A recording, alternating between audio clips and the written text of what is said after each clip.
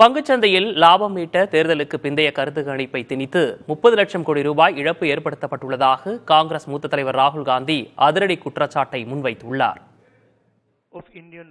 டெல்லியில் செய்தியாளர்களை சந்தித்த ராகுல் காந்தி பங்குச் சந்தையில் 30 லட்சம் கோடி ரூபாய் இழப்பு ஏற்பட்டதில் மிகப்பெரிய முறைகேடு நடைபெற்றுள்ளதாகவும் இதன் பின்னணியில் பிரதமர் நரேந்திர மோடியும் உள்துறை அமைச்சர் அமித்ஷாவும் இருப்பதாகவும் குற்றச்சாட்டை முன்வைத்தார். தேர்தலுக்கு பிந்தைய போலியான கருத்து கணிப்பை வெளியிட்டு அதன் மூலம் பங்குச் சந்தைகள் பெரிய அளவில் ஏற்றம் கண்டதாக ராகுல் காந்தி கூறியுள்ளார்.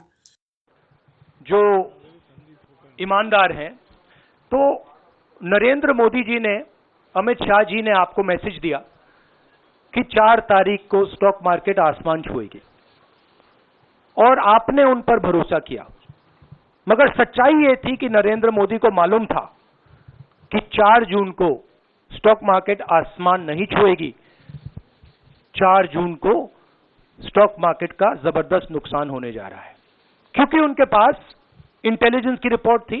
आपके लिए बोल रहा हूं कि इन्वेस्टिगेशन होना चाहिए, पता लगाना चाहिए कि प्रधानमंत्री जी ने, होम मिनिस्टर ने आपको ये गलत इंफॉर्मेशन क्यों दी और ये कौन लोग हैं, इन्वेस्टर्स जो हैं, फॉरेन इन्वेस्टर्स हैं, जिन्होंने इस दिन फायदा उठाया। ये देखिए ग्राफ है।